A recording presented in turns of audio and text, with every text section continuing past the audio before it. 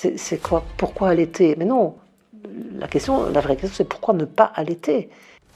Les gens qui ont moins d'argent allaitent moins, alors que ça leur coûterait moins cher aussi. Je vous dis pas les commentaires que les mamans ont hein, sur la forme de leurs seins, sur les petits seins, les gros seins, les petits bouts, les gros bouts, enfin tout ça. Ça ne va pas aller, et tu vas devoir te relever la nuit. Donc il y a des tas de fausses idées qui circulent sur l'allaitement maternel. Bienvenue dans Let's Go for Health.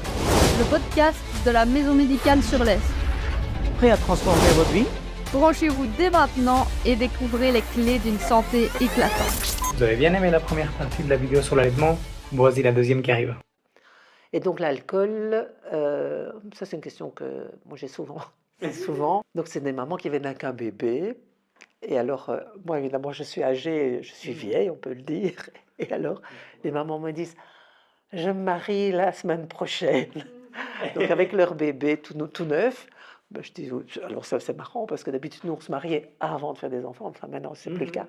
Et donc, est-ce que je pourrais boire un verre de champagne? Ça fait 2 ans que j'ai plus rien bu, hein, parce qu'elles essayent d'avoir un enfant, ça ne marchait pas tout de suite, donc elles ne buvaient pas, et puis il y a eu toute la grossesse, elles n'ont rien bu du tout, alors elles se marient. Alors moi je leur réponds, madame, évidemment vous pouvez boire un verre de champagne, mais attention, sachez que si ce n'est qu'un verre, pendant 1h30, il y aura de l'alcool dans votre lait. Donc si vous buvez votre verre de champagne, pendant 1h30, on met 2 heures pour être sûr, il n'y aura pas d'alcool. Vous ne donnez pas le sein pendant ce temps-là. Évidemment, si c'est un nouveau-né, c'est compliqué, parce que les nouveau-nés, ils t'aident vraiment très souvent, mais enfin, si c'est un bébé de 3 mois, il peut attendre 2 heures, quoi. Ça va? Si c'est 2 verres, c'est 4 heures. On fait x2, quoi. Plus ou moins. Il y a des tableaux qui existent. Hein. Bon, ça commence à devenir long. Ça dépend du poids de la maman, en fait, fatalement. Et alors, ce que je dis aussi, c'est que plus que 2 verres, alors on confie le bébé à quelqu'un d'autre, quand même, parce que, bon, on risque de perdre le contrôle dans la joie du mariage. Et à ce moment-là, c'est mieux de tirer son lait. Avant. Et de confier le Oui, de bébé. préparer quoi. Mais de prévoir. Moi je me lâche ce soir, je me marie, et je prête le bébé pour la soirée à ma maman, qui va donner mon lait, évidemment, que j'ai tiré avant le mariage. Comme ça, je suis tranquille et je peux boire. Ok. Et le tabac? Le tabac, ça passe aussi dans le lait maternel. Ben voilà, c'est pas le top, mais Mais vaut mieux allaiter en fumant que ne pas allaiter? oui, exact. Une question par rapport au passage justement au tire-lait. Oui. Comment ça se passe d'une maman qui allaite et qui ne veut plus allaiter? Tu parles de sevrage, en fait. Voilà, le sevrage. Alors, le sevrage, c'est quoi? C'est quand on a décidé d'arrêter d'allaiter. Alors, le sevrage, voilà, il y a des tas de raisons pour lesquelles les mamans veulent arrêter. Il y a aussi des mamans, il y a une mode qui vient des États-Unis, là, le tir-allaitement. Donc, c'est des mamans qui tirent et qui donnent un biberon, donc 2 fois le travail. Mais enfin, bon, chacun son choix. Et donc, pour un sevrage, ce qu'on fait, c'est qu'on supprime une tétée. Alors, la quantité de lait produite par 24 heures dépend de la quantité extraite des seins dans les 48 à 72 heures précédentes. Donc, ça veut dire que si... Je répète? Oui. Surtout que sinon on a du mal, ça va. On est quand même au soir.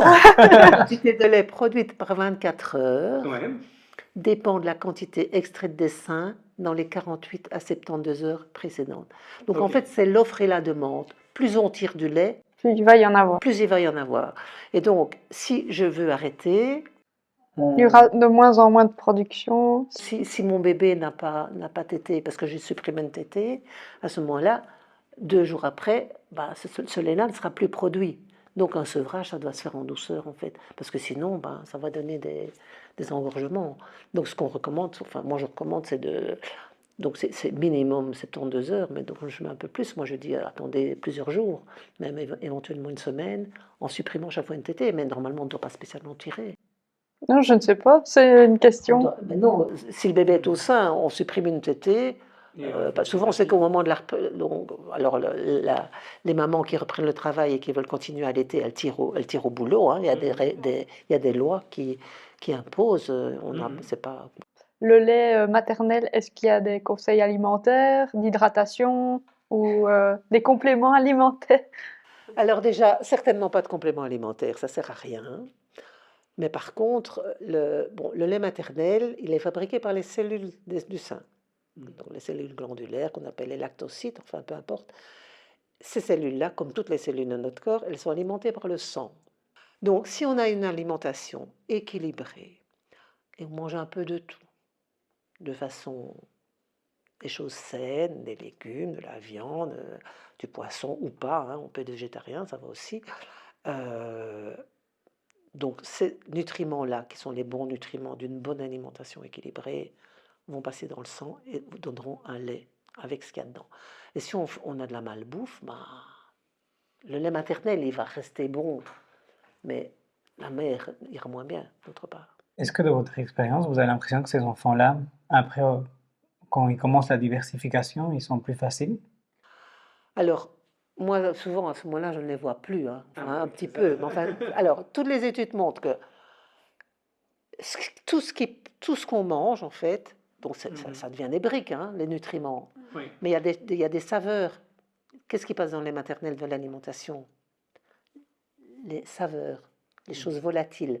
Le goût du chou, le goût de l'oignon, le goût de l'ail, le goût de l'asperge.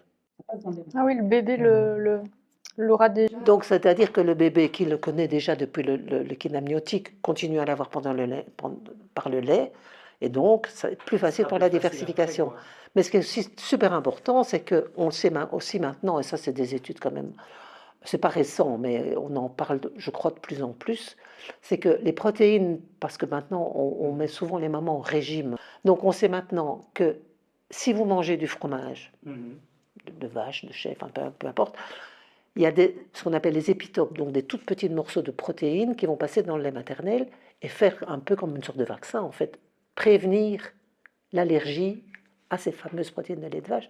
Bah, si une mère produit peu de lait, est-ce qu'elle peut ou est-ce qu'elle doit compléter avec un lait en poudre? Et comment se fait Alors, déjà, c'est non.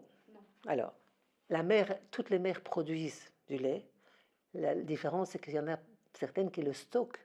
Donc, les mamans qui ont l'impression qu'elles n'ont pas assez de lait, c'est parce qu'elles ont des petits stockages. Alors, ça n'a rien à voir avec la taille du sein, c'est parce que c'est le nombre de glandes. Hein, donc, voilà. Donc, elles ont un petit stockage. Donc, elles ont l'impression qu'elles n'ont pas beaucoup de lait. Donc, si elles veulent tirer de leur sein, il n'y aura pas grand-chose. Mais par exemple, une maman qui tire 30 millilitres, si elle le fait 3 fois, c'est 90 millilitres. 90 millilitres, c'est un repas bien costaud pour un bébé d'1 mois. Elle mettra le bébé 3 fois au sein, il aura la même chose qu'un autre qui l'aura eu en 1 fois. Mais donc, en fait, si vous donnez du lait en poudre, vous commencez un sevrage. Et ça, c'est des choses qui se passent tout le temps, hein. Donc, la pression de donner du lait en poudre, c'est terrible. Donc, on croit que c'est plus facile, mais en fait, moi, j'ai des mamans qui arrivent en larmes, qui ne comprennent pas ce qui se passe. Elles me disent, j'ai fait ce qu'on m'a dit. On m'a dit de donner le sein et puis donner un complément parce que le bébé grossissait pas assez. Et donc, je donne le complément, mais je suis retournée, il n'y a rien qui a changé. Mais non, rien qui a changé parce que tout le lait que vous donnez en plus, c'est du lait qui ne sort pas des seins. Et donc, si vous prenez le temps, la plupart des fois, ça finit par aller ou des fois, vous devez quand même recourir au complément? Moi, je ne recours jamais au complément. Quand j'étais en stage en néonat, il y avait le kiné de l'étage. Ah oui, tu l'as raconté ça. Il y avait les mamans qui tiraient et puis ils faisaient une pasteurisation. Et quand ils étaient périmés, on ne pouvait plus les donner, quoi. Donc le kiné, il se faisait des chocos avec du lait maternel. Des Je trouvais ça CCML de super lait bon. maternel. Pourquoi pas? Oui. C'est original. Ouais. Mais après, c'est du lait. Hein. Ah oui, j'ai une question. Par exemple, les mamans qui ont des crevasses, enfin, où l'allaitement devient vraiment insupportable, douloureux ou impossible, on passe d'office alors au lait en poudre. Mais non, non, non. Les mamans qui ont des crevasses, alors, c'est le parcours du combattant, hein, les mamans qui ont des crevasses. Parce qu'elles ont des crevasses, d'abord on leur dit que c'est normal. Alors qu'en fait, c'est pas du tout normal. Alors, elles mettent des pommades, ou on leur dit du lait maternel, des machins avec du gel, enfin, il y a il existe un tas de trucs. Et quand il existe un tas de trucs, souvent, c'est parce qu'il n'y a rien qui marche, hein. Enfin, bon, bref. Donc, elles ont des crevasses. En fait, personne ne se pose la question de savoir pourquoi elles ont des crevasses. Alors, 1 fois sur 10, c'est parce que le bébé a un problème au niveau de sa bouche ou de sa langue. Même pas 1 fois sur 10. Mais 9 fois sur 10, c'est parce que le bébé est mal positionné. Parce que le bébé a la tête fléchie. Et c'est tout le temps la même chose. Ils mettent les bébés comme ça. Et on leur dit, tenez bien la tête. Donc la tête est fléchie. le bébé ne s'est pas ouvert la bouche, quoi. Alors après, moi, je fais ce qu'on appelle un repositionnement. Donc j'ai un beau fauteuil dans mon cabinet de consultation. Donc je vais mettre les mamans en position semi-couchée, position transat, position inclinée. Le bébé, tout ce qui tient tout seul, est comme ça. Alors les mamans me disent, ah, comme ça j'ai pas mal.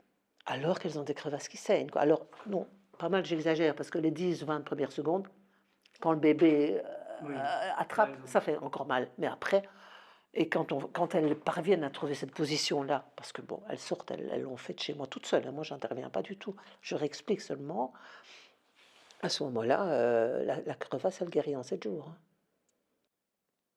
Oui, donc il n'y a jamais vraiment de choses qui vont faire arrêter l'allaitement. Il y a toujours une solution.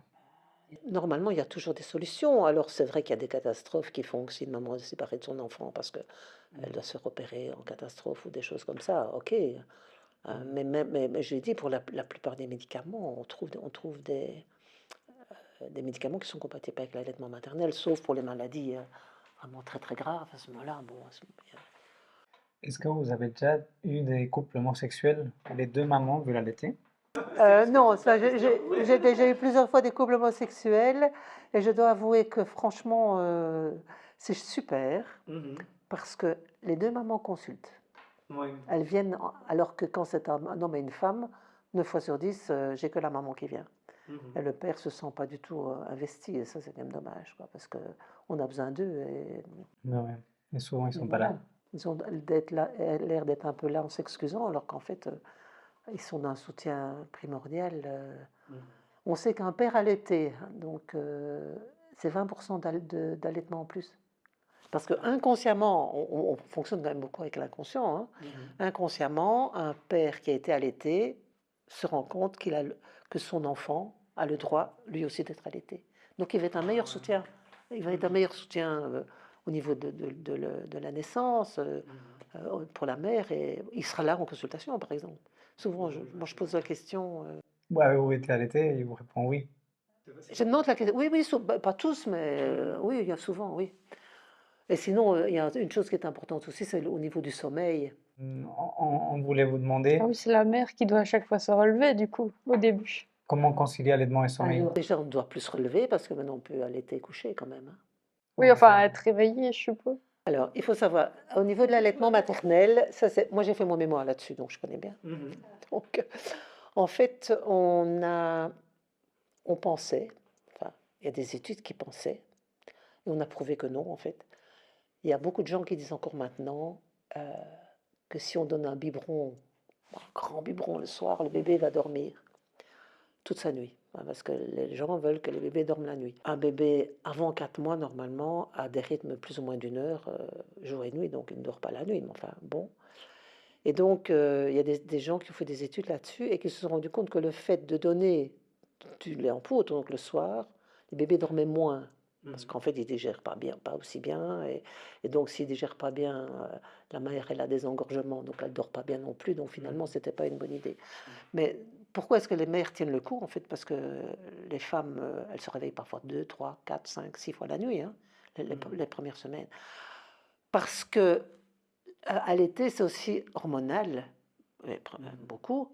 Et donc, il y a 2 hormones qui sont quand même importantes. C'est la prolactine. Donc, la prolactine, c'est l'hormone qui dit aux cellules du sein qu'il faut faire du lait. Et l'autre hormone que vous connaissez, c'est l'ocytocine. Et l'ocytocine, c'est l'hormone qui contracte l'utérus et aussi qui éjecte le lait, qui fait sortir le lait. Mais cette hormone-là, on l'appelle l'hormone de l'amour, l'hormone de l'attachement. Elle a un rôle très important au niveau de la qualité du sommeil de la maman. En fait, donc le sommeil, il y a plusieurs phases dans le sommeil. Il y a le sommeil qu'on appelle profond. Le sommeil de la femme qui allaite, en fait, le sommeil profond devient vigile. Alors, le sommeil profond vigile, déjà la mère va s'endormir beaucoup plus rapidement à cause de cette hormone-là. Mais au lieu de dormir profondément et d'être loin, si son bébé fait un petit comme ça, rien, hop, tout de suite, elle va être aux aguets. Donc elle va se réveiller plus souvent, mais s'endormir très vite. Et finalement, le matin, ça va. Elle s'est réveillée 5 fois, et à côté de ça, le gars ronfle. Et donc, c'est pour ça que j'aime bien quand les papas sont là, moi, parce que je dis, il ronfle, et c'est vrai, parce que lui n'a pas les hormones qui font que si la femme allait, c'est elle qui a les seins, mais c'est elle qui a les hormones. Et donc, si lui doit se relever 3, 4 fois la nuit, sa nuit va être foutue, tandis que la maman, elle va. Et puis, elle peut aussi éventuellement se reposer la journée, c'est ça en début. En début, l'allaitement, il faut, en fait, pour que ça fonctionne bien, il faut qu'elle se mette au rythme de son bébé. Alors bon, le cododo, c'est aussi quelque chose qui est maintenant tout à fait accepté d'un point de vue scientifique. Quand vous dites cododo, vous dites dans le même lit ou avec un lit à Alors un. les deux existent. Il y a des lits cododo et puis il y a il y a le bed sharing. Enfin bon, bref. Et il y a la Leche française a édité il y a maintenant 2, 3 ans les 7 règles pour dormir avec son bébé dans le lit. Donc, alors il faut que ce soit un bébé allaité exclusivement, évidemment. Il faut que ce soit la mère qui soit à côté de l'enfant. Il faut que l'enfant soit sur le dos. Enfin bon, vous pouvez trouver ça sur Internet. Il faut que le lit soit pas en eau. Il faut payer pas des barrières. Enfin bon, il ne faut pas que la mère soit shootée aux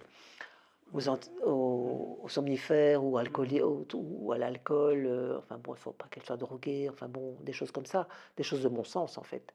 Et donc, c'est les 7 conditions pour dormir sans danger avec son enfant.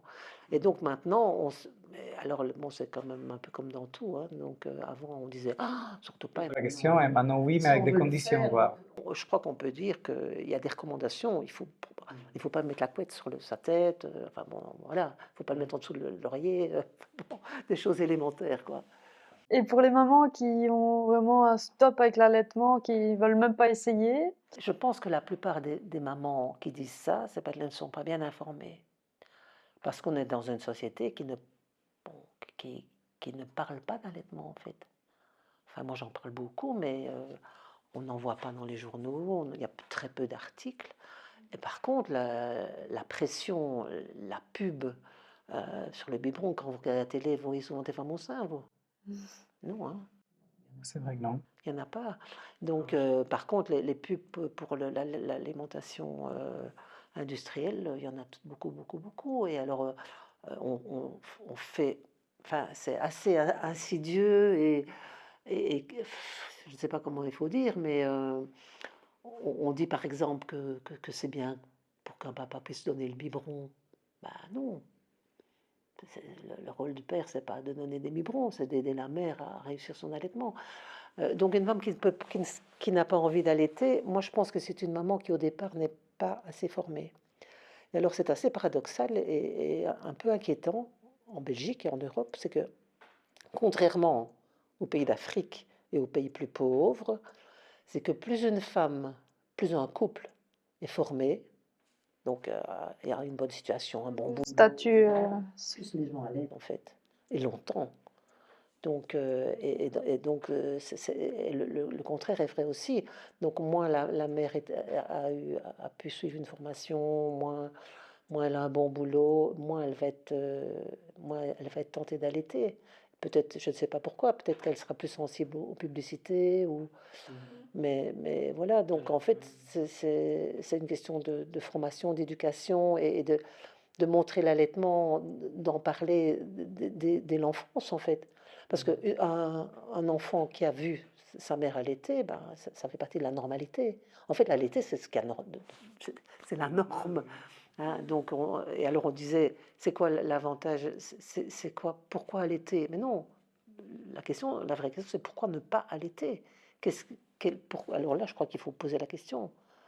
Parce que c'est très souvent des blessures. Donc les gens, il y en a qui sont. Souvent, ce sont des femmes qui ont des blessures profondes, peut-être inconscientes, enfin, souvent, probablement pas toujours, je ne veux pas non plus, mais qui viennent parfois de l'enfance ou de. Oui, des peurs ou des. C'est comme l'envie Je ne sais d'avoir pas. un enfant ou une grossesse ou la peur de l'accouchement. Ce sont mais ça, moi, je ne peux pas en parler. Je ne suis pas psychiatre, ni psychologue, mais souvent, il y a des choses derrière, quoi. C'est pas. Ou bien parce que le milieu social fait que jamais on a allaité dans cette famille-là et que voilà, et que c'est tellement, ça semble tellement un peu comme si c'était la lune qu'on préfère Hein, parce que c'est vrai qu'il y a quand même beaucoup de gens qui transportent tellement d'âneries là-dessus, c'est horrible, quoi. Donc, je ne vous dis pas les commentaires que les mamans ont, hein, sur la forme de leur sein, sur les petits seins, les gros seins, les petits bouts, les gros bouts, enfin tout ça. Ça ne va pas aller, et tu vas devoir te relever la nuit. Donc, il y a il y a des tas de fausses idées qui circulent sur l'allaitement maternel, alors que ça devrait être beaucoup plus simple. En fait, c'est un savoir qu'on a oublié. Dans les années 80, la plupart des mères n'allaitaient pas, hein. Vous avez de la chance d'avoir été allaitée. Pas Ah, longtemps. pas moi. Moi Moi, pas non. longtemps. Mes frères Ouais. plus, mais Parce qu'à ce moment-là, on a un petit peu parlé de l'absence d'allaitement comme une sorte de libération de la femme, mais au détriment des bébés, hein, finalement, et des femmes aussi, parce que bon, on a parlé des avantages de l'allaitement maternel, mais quand on les connaît, c'est colossal, hein. Donc, d'un point de vue santé, c'est énorme, hein. Et d'un point de vue santé de l'enfant et de la mère. Donc, et puis ça ne pollue pas, hein. Écologiquement, c'est quand même autre chose, quoi. C'est de la nourriture qui est gratuite et qui est... et vous Ça parliez coûte du moins fait. cher. Oui, c'est ça, justement. J'allais dire, vous parliez du fait que le milieu socio-économique fait que les gens qui ont moins d'argent allaitent moins, alors que ça leur coûterait moins cher aussi. Dans les pays pauvres, c'est le contraire, parce que pouvoir acheter du lait, ça montre que d'un point de vue social, on a de l'argent. Et donc, finalement, ce sont les gens plus pauvres qui allaitent plus dans les pays. On le voit dans les centres de réfugiés, hein. Donc, Elles ont envie d'allaiter. elles sont elles allaitent, évidemment, mais elles seraient demandeuses de ne pas allaiter. Mais donc aussi, il faut expliquer que c'est bien d'allaiter, en fait. Parce que c'est bizarre, quoi. C'est vraiment le contraire, en fait. En tout cas, merci beaucoup. C'était super intéressant. J'ai appris énormément. C'est Je vrai? sais pas si... Oui. Oui, Alors, oui. qu'est-ce qu'un pédiatre apprend pendant 1 an et demi? Alors, rien. Sur l'allaitement, une demi-heure. Et si j'avais pas demandé plus, 10 minutes. Parce que cette histoire de... C'est fou. Non, non, ne m'inquiétez pas. C'est fou quand même, pédiatre. chaud, hein. Et Mais, ne pas parler d'allaitement. mais ceux qui ont fini, ils connaissent pas plus, hein. Oh.